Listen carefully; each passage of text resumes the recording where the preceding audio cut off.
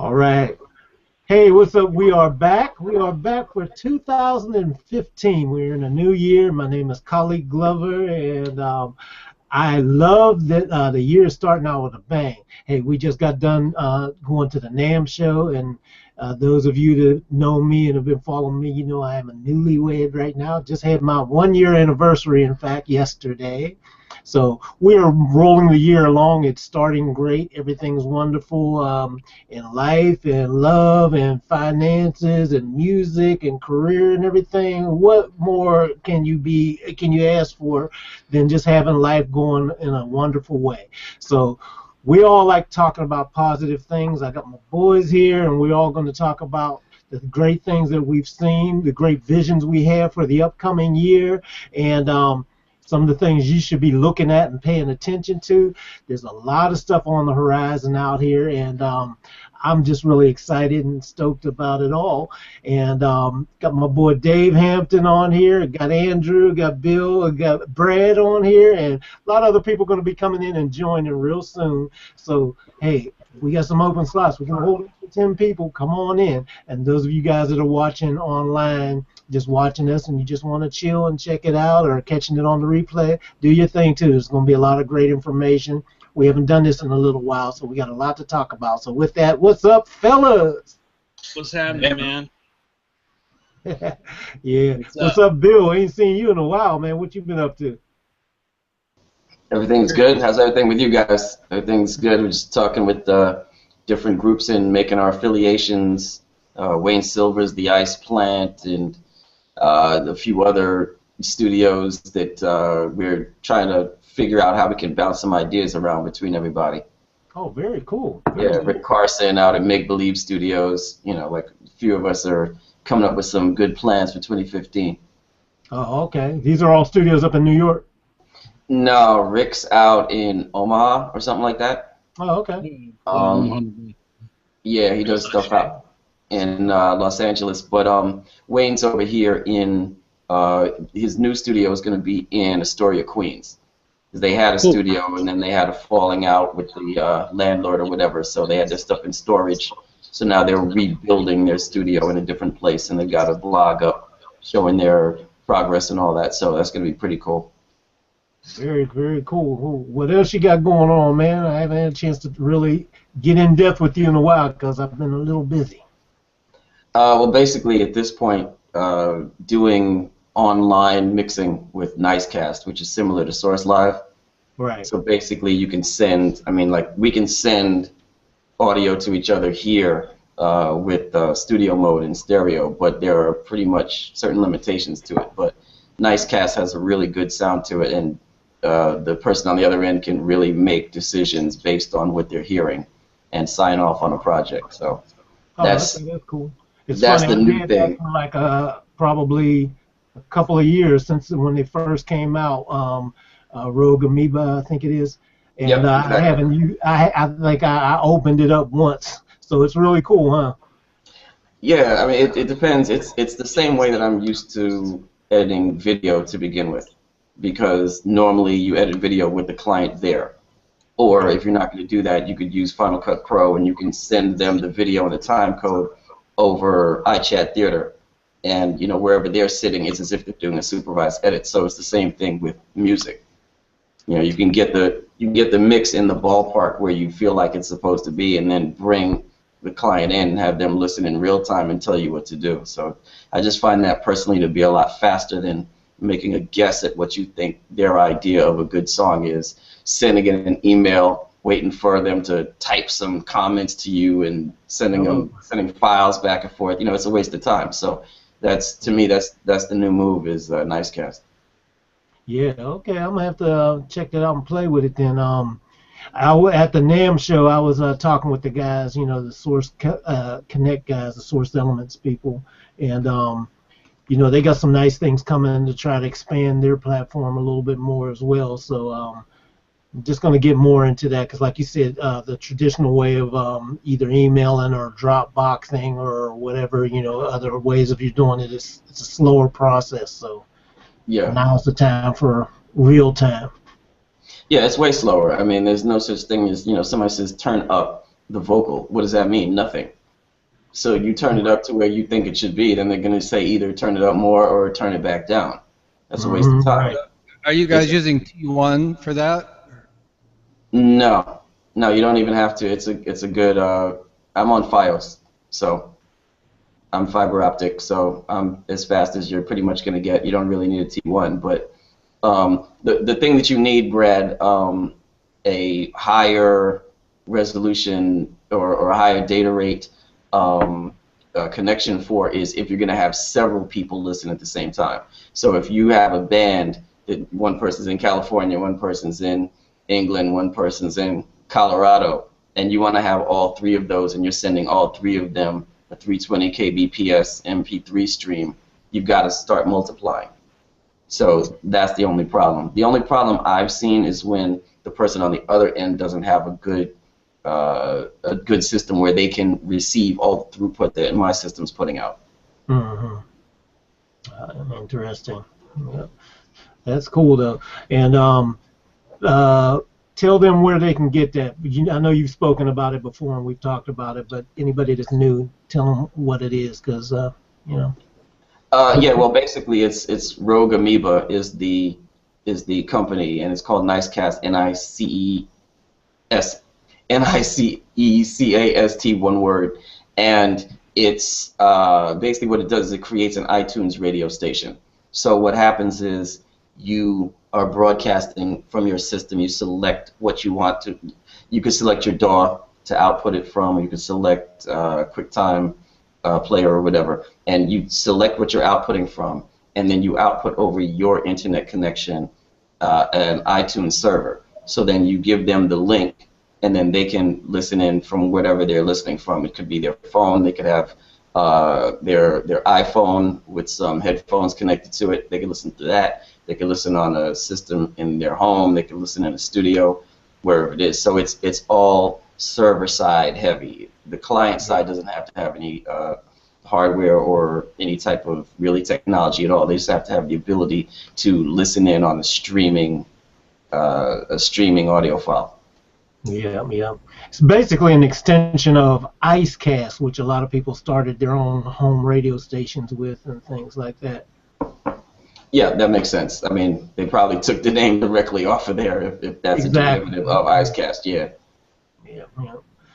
So that's cool. But the thing is, it's really, the point is that at this point, it's, you know, if you're stuck in your own physical location, that's not good for your own business. I mean, there's no reason why you shouldn't be able to mix for somebody in California if you're in New York, or mix for somebody in Zimbabwe if you're in California. There's no reason, so long as both parties have a decent internet connection. So that's really, I think that's going to help a lot of people get all the legwork out of, you know, going around, because I know that Andrew, you know, he's on his hunt to find clients and all that, and he's, you know, he's gonna have to put in his work and go to these different places and go to the bands and hand out cards and all this stuff. It's like, that's one thing to be able to go to them physically and say, hey, I mix, you know, let me mix for you, and it's another thing to say over the net, hey, go here, listen to the quality of my work. If you want me to do it for you,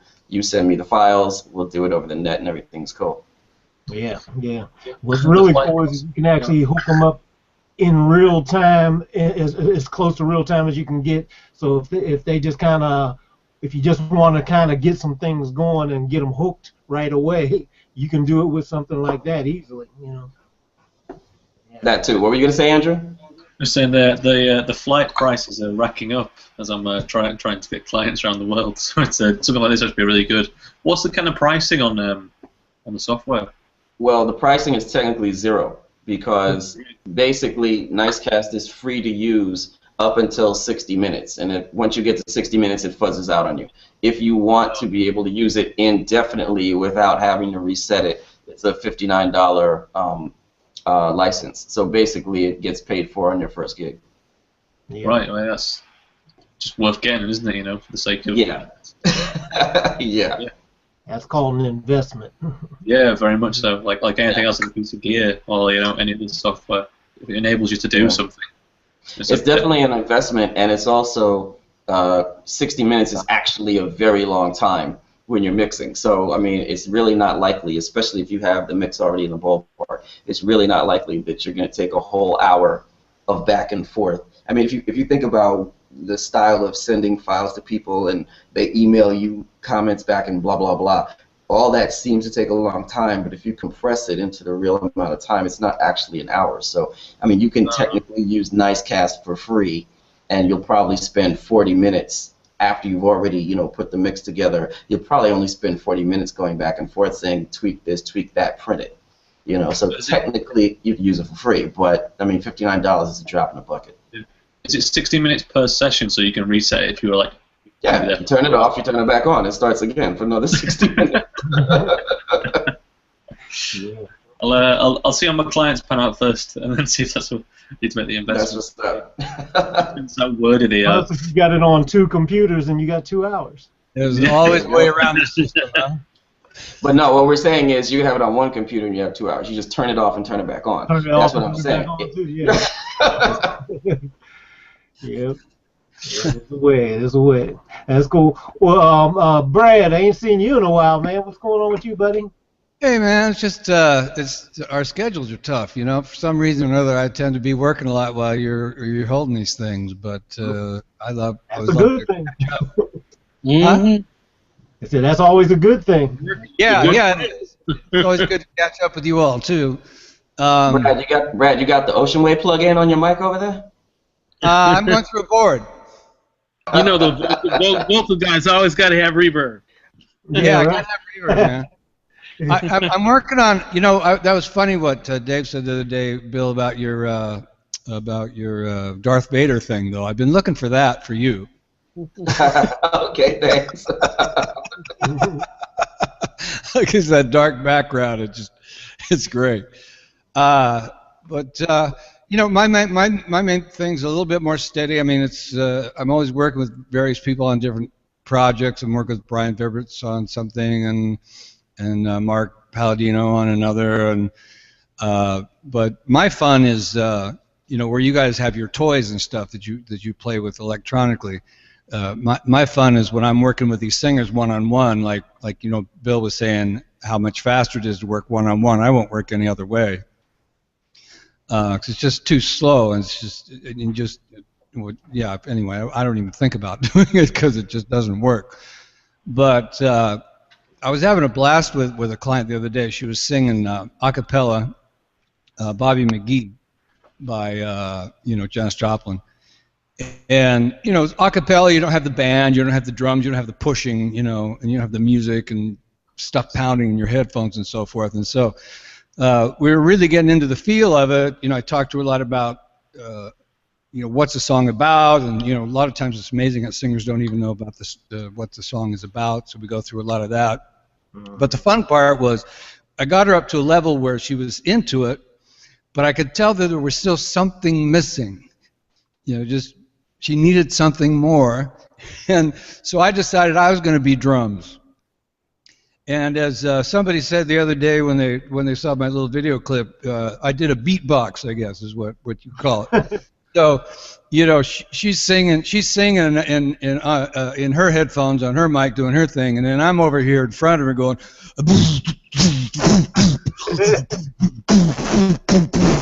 you know, and then it went to this lighter spot where she was going la da da da da da da da da da da da da, and then so I'm going to the hi-hat. You missed stop that. Hey man, I gotta wipe my glasses off and my forehead. Oh, sorry about that.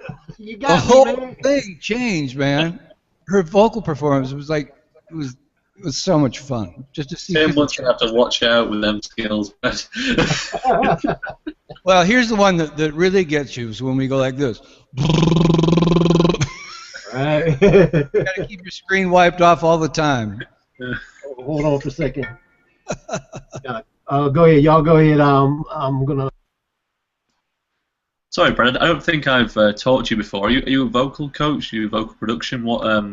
Yeah, I'm a vocal pre-producer. Right. Okay. So I do a little bit of everything, but my main goal is to help the producer get the maximum performance and emotional quality Hey, Brad, let me interrupt you for a hot second, guys. Say hi to Gregory Scott. What's up? Hey, Gregory. Hey, Greg.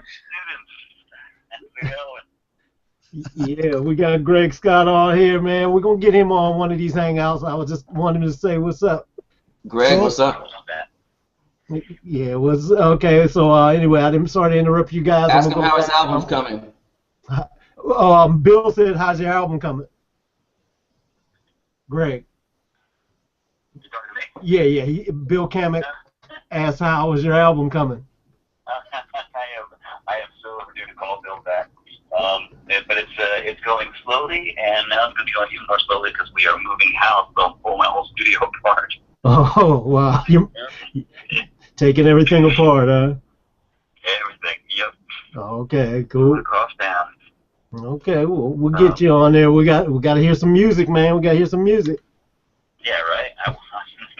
I can't wait myself. Yeah, I wanted to just take you back, man, and tell you, I mean, it sounds like that's a lot of good times, so maybe we can connect a little evening or something. Well, hold on, because hold on for a second, buddy. Let me take you off the speakerphone. Hey, guys, y'all go ahead and continue on. I'm going to talk with Greg for a second. Okay. So, Dave, what I do is, not Dave, sorry. Who was I talking to? Andrew. The British guy. The real guy. The guy that talked like this one. Sometimes he's out on the street. Right. Hey, right. I'm the north of England, all right? I don't talk anything. It's like mixing like New York and New Jersey up, man. It's just gonna get hurt. I keep forgetting. You're closer or farther from Sherwood Forest? Where are you? What in comparison to like London? Probably middle Oh, ground. is that where that is? London? Sherwood Forest is near London? No, like there's London, which is like the south of England, and then there's like the Midlands, which is where Nottingham and Birmingham is. You might have heard about some Fox newscaster saying that an entirety of Birmingham was Muslim and there weren't places you could go. That's what that is. That's near Nottingham. The enclave. It got locked down over there. So the north side is a little higher class, huh? I suppose you could say that. We're a little bit earthier. Earthier, but you have I'm in the north of England. Use more consonants than the southern side. Yeah. There you go. Depends how many drinks I'm in. The consonants kind of fall away after a while. You just get into this weird vowel kind of thing. The important part is who has the better soccer team. Who has the better soccer team? What helps a lot of singers that I use is actually the of course this might upset you, but the Irish accent. Oh yeah. It's really a good singing accent. Really? I always find it strange that, like, especially English singers fall into an American accent when they sing. Yeah, that's what it sounds like, yeah. I do it myself a little bit, and I don't know why. Like, it's an extension of the vowels. Once you accents like the Irish, like if they say, I'm feeding away. See?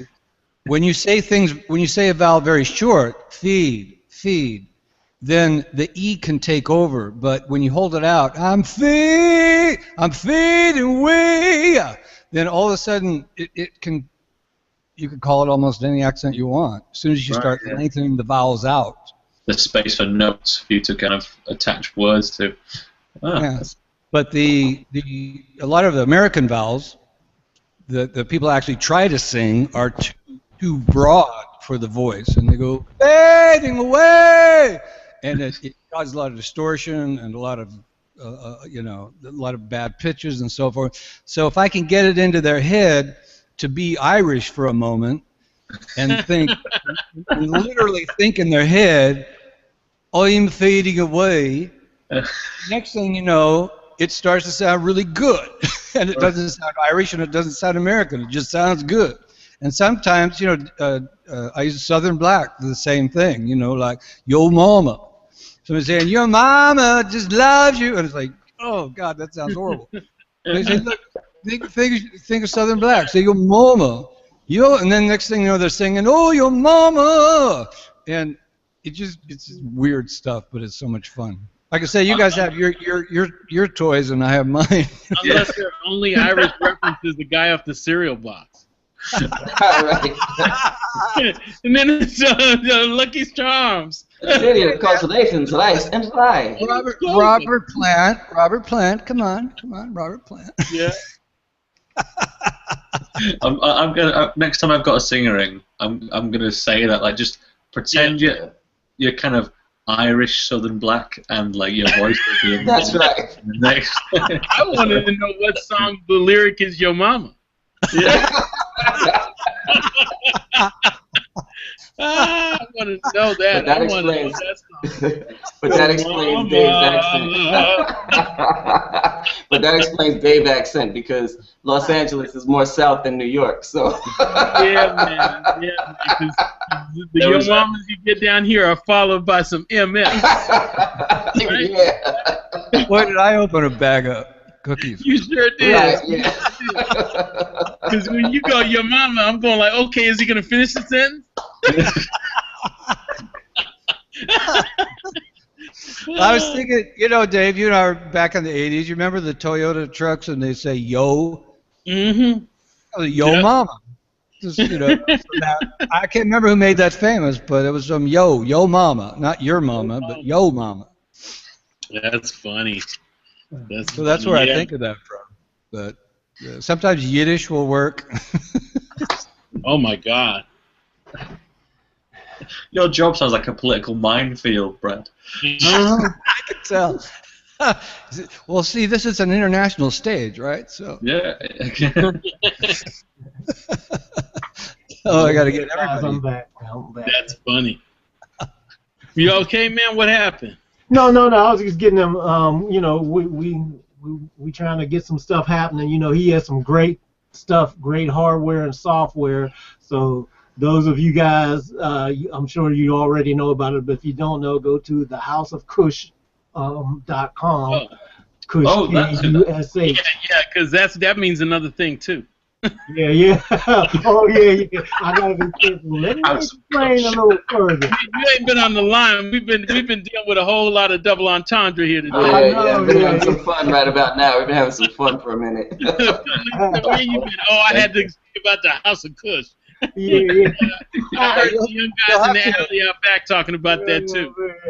Khaliq, you'll have to see how many hits this one gets to see if. Yeah, exactly. We gotta go out and get a domain, audiopimp.com. Exactly. You know what though? I would be interested to find out how their website does because of the word Kush. Oh yeah. Well, because that is a popular brand. Yeah, we can find that out. Yeah. We got some behind the scenes tools. We'll look at that info. Web thing. Yeah, but you would think that the people who land there because of that search wouldn't have any money left for hardware. Yeah, right. This is true. Or they already invited and they are on a journey to purchase. Oh, that's what's up. Right? I think I need every single piece that guy made. House of Kush. I love my Kush. Anything with Kush I support. I'm buying 10 of them, right? Oh, wow. I'm not sure how you get a compressor inside a skin, so I'm not even like. Yeah, its hardware is legal in California now. There's a lot of people buying it in Colorado these days. Yeah, Colorado's cleaning up. Good thing a lot of people in other countries aren't in on the joke, though. They might have a whole different. What are these guys cracking up about? Oh, okay. We got too regional with it. Yeah. Kush is marijuana for the worldwide crowd. Very popular strain. It's now legal out here. We're waiting for the 2 for specials. I bet you there's a Super Bowl special for it today. Just like, it is. It is. 3 for 1, huh? Like different strains for each team. And anyway, audio, yeah, audio. Yeah. Back to the subject at hand. Yeah, Drew, where's Spence? He said he was coming. I don't know. I can drop him a line. Let's see. Where's Dean? I saw him a minute ago. He was riding around in his car. Dean was in his car. Yeah. He was riding around surfing in his team. Somebody just joined us. Gonna say, oh no, he's there. He's there. Got We just Dean, yeah. What's up? Here. Your camera ain't active, huh? Yeah. What you doing, man? Look like you're riding around surveying the kingdom. We can hear you. Yeah. I looked for some Kush. That's right. I was about to say he's in California with you. That's why I got it. No, I'm enjoying the audio discussion lately. It was really good. Oh, that's good. That's cool. How you doing, man? How you feeling after the end of last year? I know you were trying to recuperate. Me? Yeah, I'm getting there. I'm getting in the last of finding out what's wrong. No, that's good, man. That's good. I'm glad you're I'll give you an update. Taking care of yourself and everything, right? Yeah. I know, man. We all got to watch out for this, but this is about the year of everybody taking care of themselves and trying to stay healthy and do all the things, the right way. Yeah, I really wanted to come see all you guys at the show, but I was only there for a little bit. It got the better of me, and my wife had to take me home. So. Oh, really? Hope next year I get to enjoy it and mingle with all of you all. Well, yeah, that'd be good, man. It'd be good.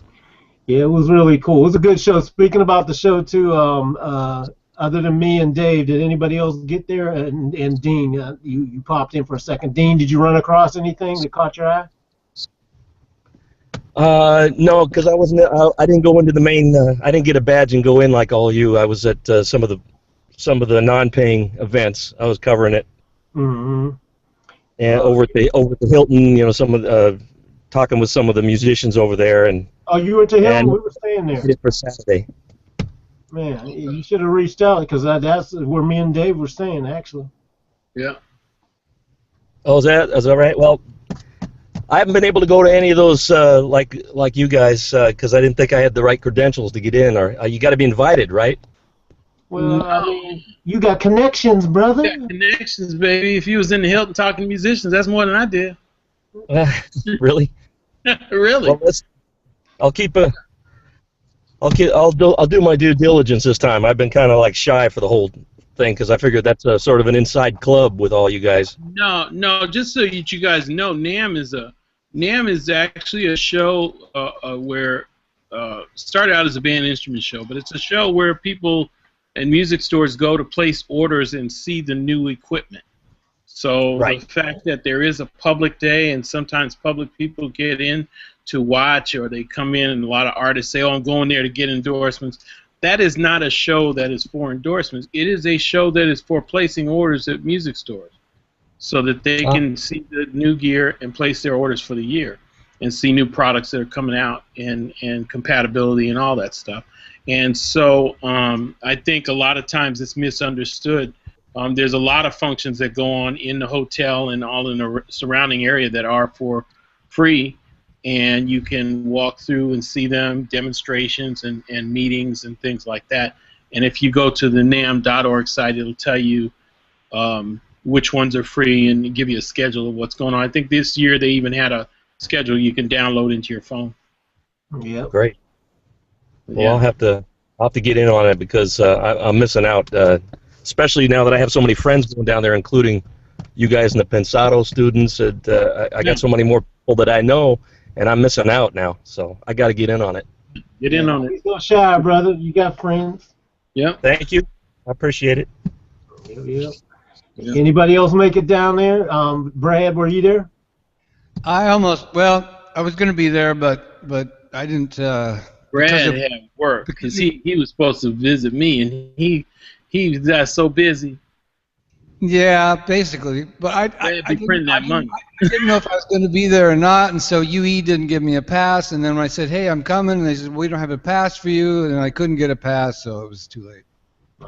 Yeah, Brad had hooked me up with the people from Ultimate Ear, and I went over there and actually did get a laser ear scan. So they were doing it the first time at the show, because it used to be to get your ears done, you would have to get this spirit gun put in your ear, and they take a mold. Now they do it with a laser, and it's real cool. So we did a video of that, and it's pretty good. It's pretty good. So. Do they have to secure your head, or do you put your head? Well, they put on a measurement system that looks like a pair of earphones with no cans on it, but it has demarcations all around it. and so it basically triangulates with the laser. The laser is basically like taking 2 points, and it builds the 3D image of your ear with those 2 points. So as they turn it around on the markers, it gives them the telemetry of where your inner ear is. It's pretty interesting to watch while they do it, because you're watching the screen as it actually builds your ear cavity, and you actually see with the eye on the head of the laser. There's a camera. You actually see your ear canal. So it's a very interesting I know that would turn me on. I know that would turn me on. Yeah. Well, it was cool to see. I don't know if it turned me on, man. Oh, sorry, I'm back 10 minutes ago. Okay. Yeah, no. But it was very good. The last time I remember getting my ears done, it was when they put that clay, what do they call it, putty in your ears. It's the funniest sensation because it totally creates a vacuum, and it has to dry for a second. And this was not even like that, so it was really good. Very, very. Yeah, I don't know if you know this, Dave, but UE is under Logitech. Yeah. So they have a lot of those advantages, you know, that being involved with a worldwide company. So they keep coming up with new stuff, and yeah, they said that was the first time they ever had that at a trade show where they were doing them on the floor with the laser. So I thought it was really cool. Yeah. Yeah, I'm glad you got over there. Hey, Dave, did you get a chance to go over and see Radio? They had some. Yeah, I saw Radio. They had a couple of nice things. I saw the workhorse was everywhere. What's that? When I looked all over the floor, the workhorse, their 500 rack. Oh yeah, the workhorse is everywhere just because it's patchability. You know, it has all the patch points out the rear. The other thing that let me see. The other things I saw that were good. What is it? Universal Audio. Oh yeah. The high point, because they showed the ability to link all their interfaces via Thunderbolt. That was a really cool thing. So now there's backward compatibility. You can link in multiple interfaces. You can do a lot with that line. And I thought the updates they did to the mixer and some of the other software were really good too. There were a couple of other things I saw that were high points. I'm a big fan of the blue headphones, the MoFis. Yeah. I gotta check them out. Headphones. I've been hearing some good stuff about it. Yeah, everybody listen to the MoFi headphones. They'll blow you away. What else? There's a couple other things that I saw there. I went by to look at Motu because I just always keep up on Motu because of live performance and stuff. That's still kind of the live performance thing, and they're doing some real good things too with Thunderbolt interfaces and all that. And I'll tell you, Focusrite was very impressive too. Focusrite really had some good things that I saw some products that had some alternative uses, and they have a full line of Thunderbolt interfaces as well as FireWire and USB interfaces, but they have something for every price point, and it's really good stuff. It's real. There's no bad quality anywhere, and I think that was the good thing I saw, that for taking care of that low end. Now that technically the M box has disappeared, because we don't really have that as a piece, as a go-to piece anymore. They've really stepped in and created some alternatives that are solid. So, you know, my hat's off to Focusrite. I also like the Korg re-released the ARP Odyssey. Is it ARP Odyssey? Yeah, ARP Odyssey. Yeah. That's always a classic, man. Yeah, that was the first sense that I went after, you know. What was I gonna say? Did you see? I'm trying to think. Did you see any of this stuff over at Avid?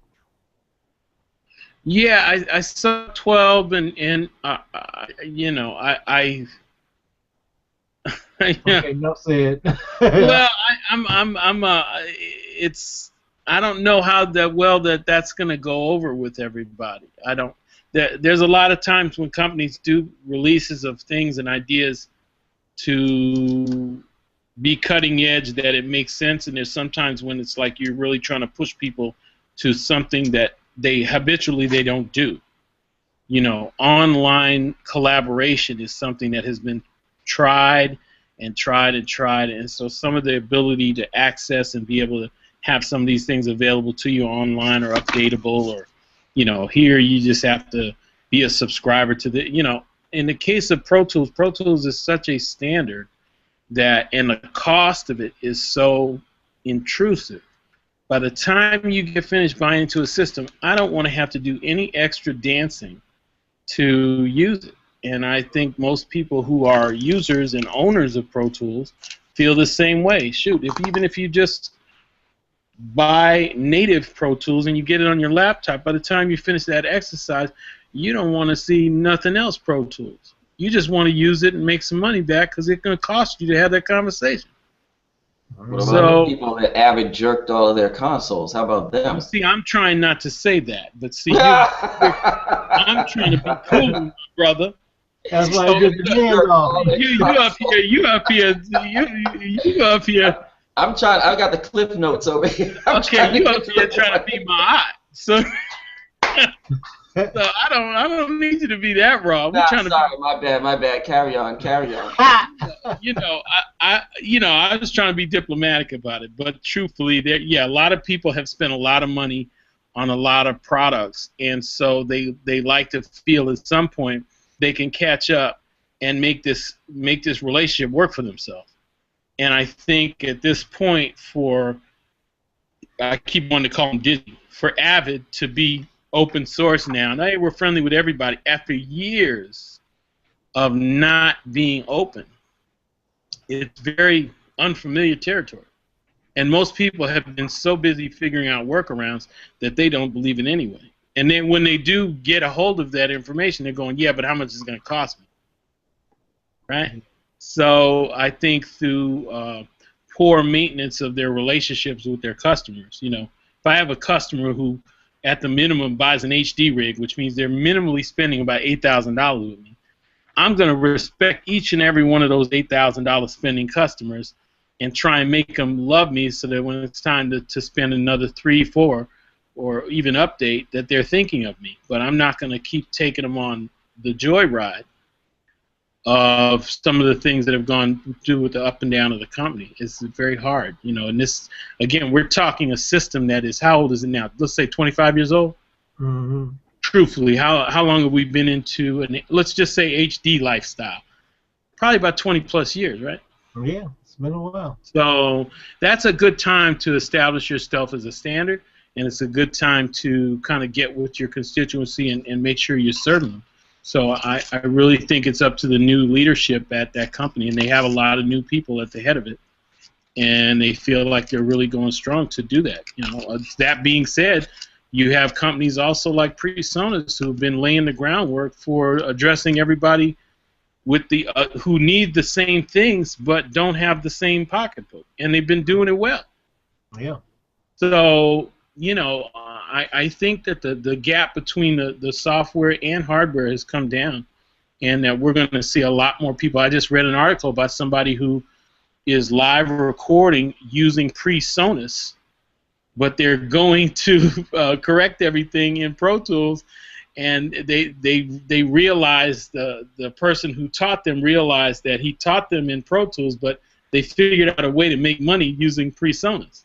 Mm-hmm. So he was like, wow, he didn't even know, because he was so busy teaching in Pro Tools, that PreSonus existed as a solution. He didn't even know they had recording hardware for live. They had you know, strip recording hardware for your live show. He didn't even know, and he's the teacher, and he's going like, wow, this guy is bringing in live recordings that sound great. I didn't even know that this existed, because he was only looking at the Pro Tools as an option. You know, right. So it's something to look at when we're this far into the DAW lifestyle, and you've got all these good solutions that exist. You know, I love that PreSonus stuff. It's unbelievable. It's unbelievable. It's loaded and it works. Yep. And you mentioned it earlier too. One company I think that's been pretty much getting it right, you know, over the course of time, is because they don't forget about the customers. It has been Universal Audio. You know. Oh yeah. Yeah. I really think they keep it going, they keep expanding, but they don't alienate their customer base that has been supportive. So they've got a lot of loyalty there built in just because they're treating their customers right. Yeah. And even I'll go down to this. Even when they show you an update or they show you new features and new products, they don't shy away from what the cost is to the end consumer. And when you hear it, you go like, wow, okay, I can see that. I can see why that would cost that. And you actually were expecting to pay more. Yeah. And so that's always a good thing when somebody has a price point that's like that, and they don't shy away from the conversation of how much is it going to cost me to add this to my arsenal. But yeah, they're real cool, real good stuff. There's a couple others. I went by SSL. I saw their board that had 500 modules. That looks real interesting. Yeah, the XL, was it? Yeah, the XL. I really think that's going to change a lot because a lot of people are into signal flow now. And only $20,000 list. That's pretty cool. Yeah, but here's the thing: $20,000 list on what gets you analog control digital work surface, right? Mm-hmm.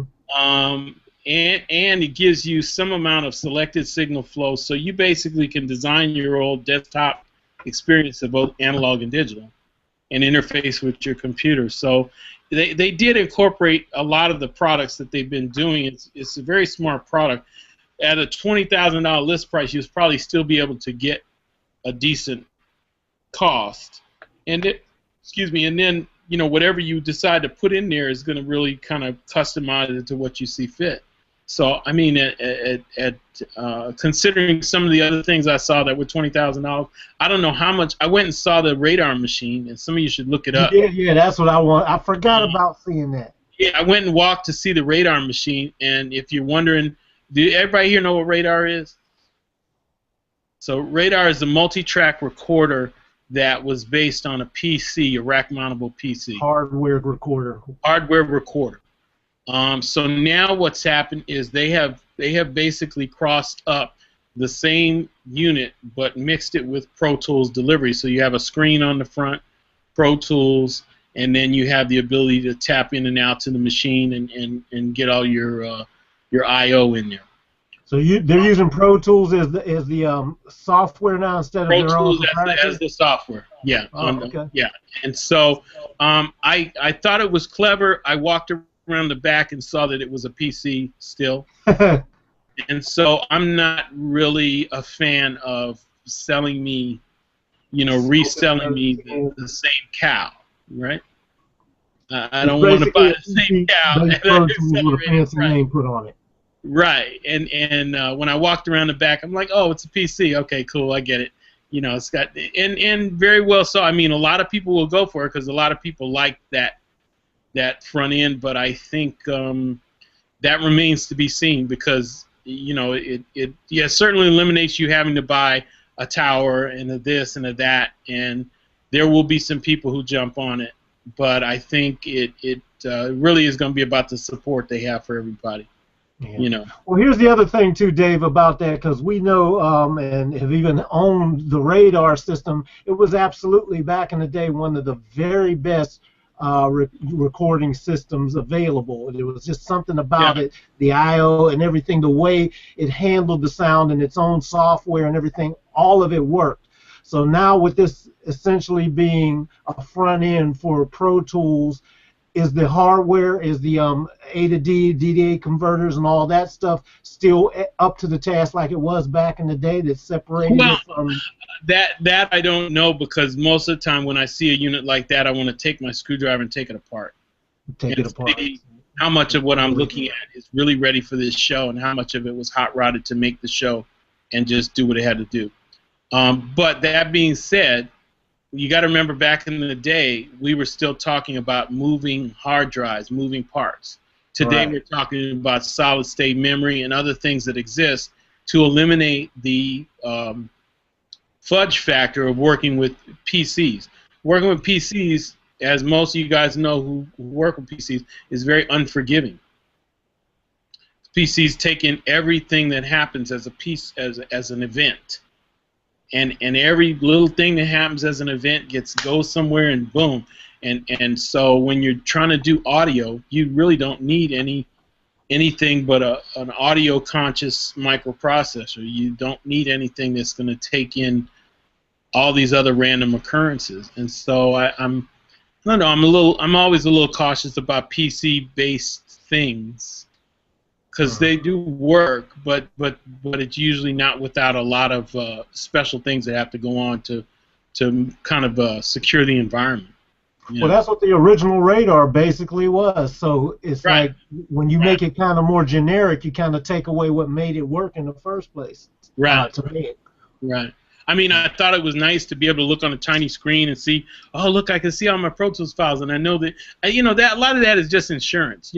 When somebody says this is a recorder, and then the next question is, well, is everything I recorded there? So when you have a screen, it lets you know, okay, all my stuff's here. So, a lot of these things are for our insurance to know that what we did is actually okay. But functionality and the form and the wear and tear, is it going to work if I wanted to use it as a mobile thing? Is it going to? I don't know that one, because I'd have to take a screwdriver, take it apart, and see how it was made. That's always the acid test. Dave showed me that a long time ago. Yeah. It was like, hey, take that stuff apart and see we've what's had really people going send us on. machines, and I mean, from when Open Labs first started, before they were sold to various companies, to other ones, oh, we could do this, we could do that, and the first thing we did was take it apart and say, okay, this is actually 3 products in one, and there's nothing to lock them in place or stabilize it, so one bad shipping incident could either break this or make it incompatible for use in the show. That's a lot of money down the drain when you program something for a specific tool like that. So I think I think all these advancements we saw are good. They're going to be convenient for people who like to work like that, or it's going to meet their cost point. But moreover, I think really it's just about it's also come down to you don't need as much. That's the one thing I got from the show. You don't need as much to do really great recording, because they have some really great front ends now. They have some really great software packages. Omnisphere's just introduced a bunch of things, and that was amazing. And along with a couple of the other companies introducing big sound libraries, Big Fish has always had their thing. And IK Multimedia, everybody, but MacDSP, everybody. I think that those things are rock solid and they're here to stay. Also, Plug-in Alliance. We just went to an event with them the other day, and they have a lot of good stuff. We've got a lot of good high-end plugins that people should check out. So go to Plug-in Alliance. Their stuff is hot, man. Yeah, and I think anything like that, go by and check out Waves. I know one of the specials we had during the show was the SSL special. SSL bundle is now about as low as it's ever been. So for the 4,000 package, I think it's about a $249 or something. So that's very inexpensive for a lot of processing power. Hey man, I finally got a chance to go over and see the people that have the Cloud Lifter as well. And they got a new version of it actually that has variable impedance on the Cloud Lifter. How'd you like it? Oh, it's great, man. That opens up because it can make one mic literally dozens. Just by being able to get in between where what works as far as the best impedance with the mic preamp and microphone combination. It really can make a most ordinary mic sound like a completely different thing. So y'all really should check that out. I think it's called Cloud Lifter Z, I think it is. And they have a ribbon mic too, that looks like the RCA 44. Right. And this thing, I haven't had a chance to get hands on. They're going to be sending me something to check out. But that seemed very impressive too, like they're doing it right, There was a lot of good stuff out there, man. I got to tell you though, man, the highlight for me, y'all, I wish you could have been there, because the highlight, I'm not talking about the show itself. The highlight was on Friday night. George Clinton and Parliament Funkadelic. They took the stage, boy, and I mean, for those of you that I don't know who wouldn't know who they are, because even if you're young before they were around, They're a legendary group, and like most samples that are out here have some parts of this, and I mean they're just part of the fabric of music. But George Clinton and Parliament Funkadelic just tore up the stage like time had never moved an inch. They sounded just like they did back in the day from when I used to hear them, and when I lived in Pittsburgh, Pennsylvania, and they were still destroying it. Back in the Mothership days and all this, like they hadn't lost a beat. And George looked completely different. Everybody's used to him being, in fact, I got a picture. Everybody's used to this guy looking like this, But he came on stage. He had a suit on, suit and tie, fedora hat, and all clean and everything. Because a lot of people don't know he started out back in the day doing doo-wop. This is actually how he started, long before he got, into the P-Funk thing. So they came out, and it was a hot show, man. You got to see it, right, Dave? Yeah, I saw a little bit of it. I was trying to get through the crowd just to get to a meeting. I was looking here. Yeah, I was looking here on the side, and somebody said among half the companies named are no-goes in the guitar and EDM community plug-in wise. Plug-in wise, I think that for guitars in particular, the thing I saw, not so much plug-ins, I think everybody should take a look at the what is that box called? The Kemper box. Yeah, the guitar. Yeah. Take a look at the box called the Kemper box. That's probably the most mind-blowing thing of the show. Had the biggest crowd, and it is a box that literally emulates every guitar rig that ever was, and it does modeling very well. I saw every famous studio guitar session player at that booth getting their mind blown. Yeah, that and the Axe Effects are the two. Yeah, Axe Effects. Yeah. I think also if you want to see some good stuff, do go check out Line 6. Line 6 has their whole new thing. Not only the new form of Variax that's coming out, but the online stuff they have in support of their guitar amplifier. Yeah. Big that one training thing that is part of integrated into Line 6. I thought that was very interesting. Oh man, it's really there. And again, a lot of top guitar players for sessions help develop some of the, not only some of the patches, but some of the mentality that goes into what happens with these easy guitar setups, we'll call it. Yeah. It was interesting that it was so instantaneous, not a lot of setups where you could even tell and have to go in and do this to switch the preset. I mean, it's just like instantaneous, new setups, new tones. It's pretty amazing. Yeah, Variax is going to take on some new forms because of the acquisition of Line 6 by Yamaha. So. If you're unimpressed with Variax at this point, I would wait to watch and see what happens, because you're going to be mixing an established technology with an established guitar manufacturing place, and there's more coming around the corner. So don't get discouraged. Did I see anything else in guitar stuff? I always see these big basses where everybody can't figure out when they want to stop making 6, 7, 9, 12-string basses. Yeah, I know. I mean, at a certain point, it's I don't know what that's all about. But I did see some interesting stuff. Fender always has some nice offerings in their booth. Yeah.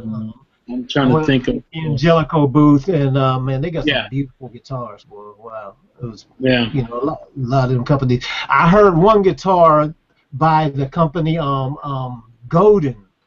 Godin makes it. And a Telecaster. It was called the Artist. But I was very impressed because the tone and everything was so. I mean, it handled any situation. No, it was called the Session, I think. The Session. I could see a Session guitar player taking. I have a prototype of the Artist guitar. Yeah. And so I was surprised because I've never used a Godin guitar. And I was very pleasantly surprised at the tone. It really kind of stood out. I was like, okay, I got to check them out. Yeah. But yeah, the Kemper, yeah. Even though I see here he's got it's 3 years old, but they are always making modifications to it, and it's really the box right now that's out. That's changing the way a lot of people work. you know. And the reason being is that out here, especially in LA and studio land, there used to be a lot of guys spending a lot of money on their guitar rigs. And this box has really changed that to where all they do is go, oh, here's all my settings, okay, cool, cool, cool, and they just sit there and match it, and it makes the work so much easier and less to carry around. And like I said, the modeling is good, and they really are doing it right. You know, I think if more companies kind of looked at how they do the modeling and kind of incorporated that, it would be cool, you know. There's one other company I saw, though. Who is it? We all know the modular synthesizers are back because Moog reissued the modular. So they're making a limited run of modular synthesizers. Yeah. And, I mean, they kind of Keith Emerson played. So that's another thing that was big at the show. We had a lot of do-it-yourself. If anybody knows about the do-it-yourself synthesis crowd, there was a big section of do-it-yourself, build your own synthesizers and stuff like that. That section was very huge. Everybody's getting into that. Roland had a nice offering, which was a little small hybrid synth that had analog and digital that I thought was very interesting. Again, Novation, who's under the heading of Focusrite, they had 2 or 3 other offerings under little synths that were really good, sharp little analog modeling synths that were very practical. Good price point, great sound, and you know, you could get a lot of work out of it. So, Hey man, did you get a chance to see Marcus over at Dunlop? I didn't see him at Dunlop. I ended up seeing him at EBS, whatever the amplifier company that where he does the strings. No, where the amps that he uses, I think is EBS. Yeah, right. Yeah, one of. Yeah, I know he announced he has a new bass string. You know. Yeah. Yeah, I missed him, man. I missed him. I was wondering if you got a chance to catch him, you know. Yeah. Yeah. It was interesting, man, to just see some of the people, see the things. It was good to see folks you haven't seen in a while and just catch up with everybody. Yeah. Yeah. I'm trying to think. Was there anything else that kind of was a standout for me? I didn't really get by Yamaha, and I didn't really. Other than that one by Roland, I didn't really see that, and I didn't go in. I was in a meeting with the people from Soundcraft. I didn't really see the Soundcraft product, but I know Soundcraft has a mixer that very closely resembles what Pre-Song just put out in the live mixer. Interesting. I didn't get by Behringer to see what they kind of put out with the stuff that they pulled off of Midas and kind of put into their product line. Did you happen to run across any of the Black Lion stuff?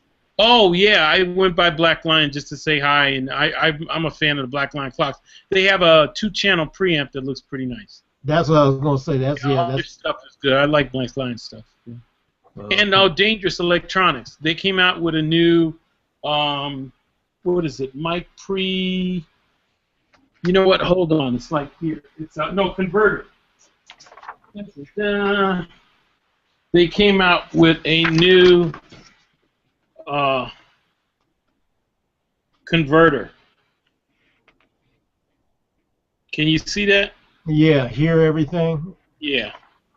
So they came out with a new converter, and I know Bob pretty good, and if he spent time on it, it's something that's valuable. So you know, it should be pretty good, and that's something that I think is always going to be in tow. Just the whole Dangerous thing, because they always build products with the studio in mind, with a great sound. You know, just quiet boxes, and you don't really see them show a box until it's ready. Right. Yeah. Well, that's. I like their metering too. They take time on their metering.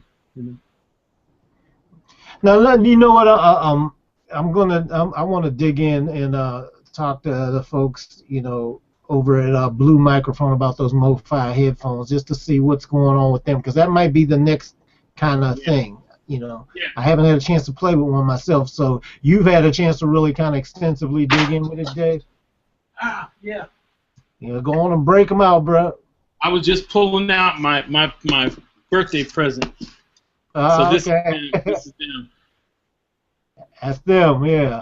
This is cool. They basically studied the suspension off of an Indy car, and they have these Hold things it that, up a little bit more, yeah. Okay, yeah, we got it. that go on your head. They don't pinch your head. You can adjust the tension and stuff. And they also have on them several modes here, where you can go into what's called a what is it, a hi-fi mode, you know, just where it has a preamp on board. So you actually have an active preamp, so it kicks it up a notch. But you can really hear everything. This is like a really cool way to kind of discern what you're doing now, and hear what's happening in your mix or just on product when people get it to you. It's just a really fantastic product, you know, and it will take a licking and keep ticking, as they say, you know. Are they battery Bluetooth? What's that? Those are Bluetooth? No, they're not Bluetooth. No. So they're just straight hardware. Hardline. Yeah, and they so what's don't they have some kind of a built-in electronics on it? They actually charge via USB. So there's a USB charger that goes inside, and then you just plug it into USB and you charge up the batteries inside. Okay. And then it power. That's what powers the pre, and then you can do what you got to do. But it's great listening, and then it doesn't pinch your ears. You don't get fatigued as much. So far, so good. I've used them twice now. I used the demo set that my daughter brought over, and then she gave me this set for my birthday. So. Oh, cool. Now, which one is that? These are the MoFis. Hold them up to the side for a second. So, okay, yeah. It looked a little different at first. Okay, I see. Yeah, that's the ones I'm talking about. Yep. Those are sweet, man. They look great. Yeah. Some serious engineering. Serious engineering, you know. Yeah, cool. Yeah. But again, a really good company that's kind of forward thinking. They're not wasting time trying to have the same conversation everybody else is. They kind of looked at what's coming around the corner. They looked at why things sound the way they do on current product lines. They looked at the complaints about a lot of current headphone brands, like they pinch your head, and you know, they don't allow for just the difference in what's going on in format and music. So they kind of listen to everything and came up with a solution that works, you know. Okay. You know. It's interesting. Okay, and what's everybody else going to do for the rest of the day? This is Super Bowl Sunday here in the U.S. Anybody got any plans for today? Well, I'm off to bed. You know, so I'll probably end up skipping it. Yeah, I'll probably end up skipping it. Andrew's over midnight, so he's on his way out. Yeah, right. Okay, cool. Well, we're the hardcore ones here, and you know, it's all good. I'm gonna go hang out and get some stuff prepared for the rest of the week. And think, yeah, if anybody else got anything that they want to say about any of the stuff, or you know. This week I went to a seminar with the producer John Raphael. He produced the first two Strokes albums, which is really good. Yeah, cool. It was just like, instead of it being, it was interesting because it wasn't just about like production or about like, you know, what gear he uses. He's really into like into art and like, you know, video stuff. So it's like 2 hours of him talking about the general creative process. Wow. And how like, he's saying it's like he didn't. I've like learned one really good thing from it out of anything, which is that be like open to anything you want to do, anything that gets suggested. So if you're working with a band and they say, "Can we do this?"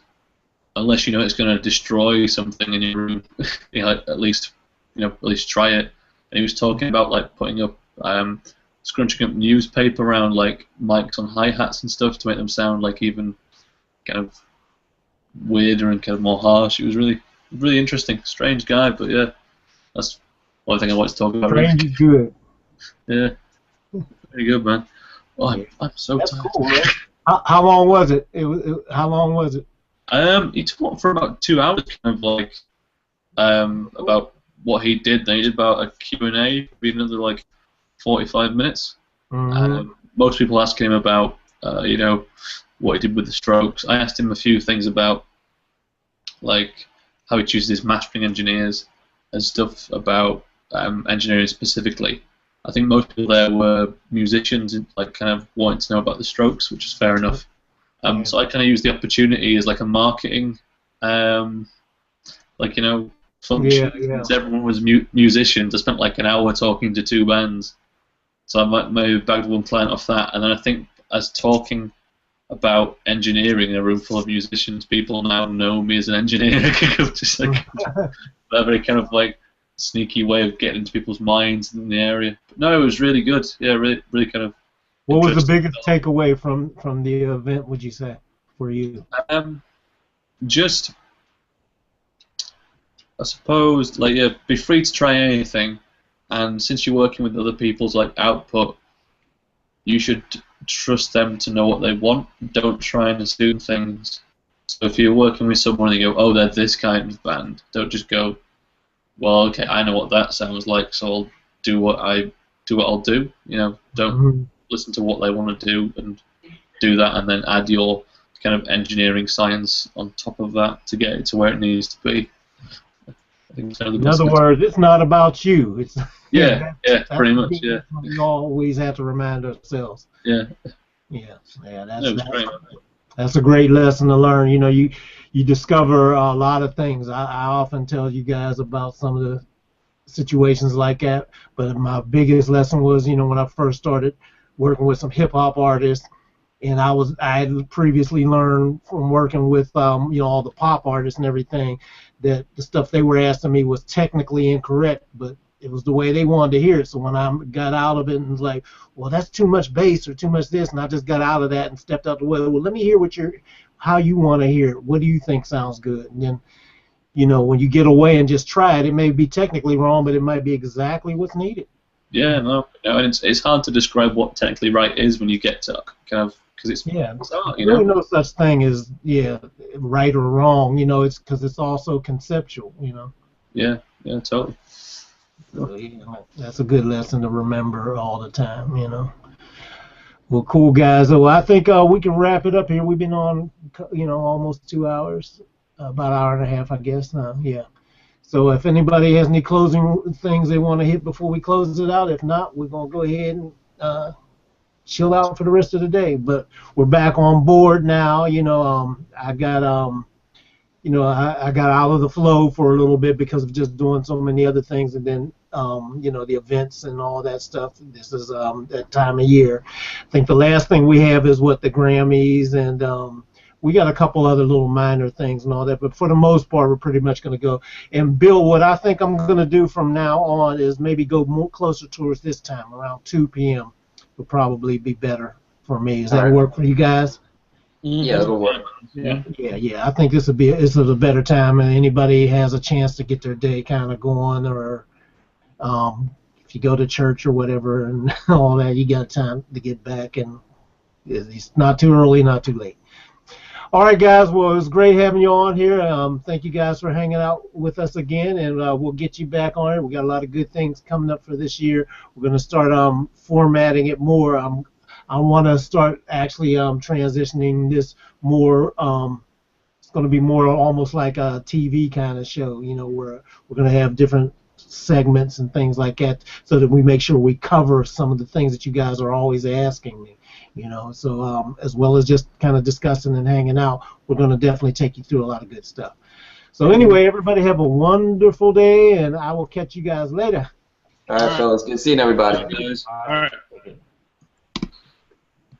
right.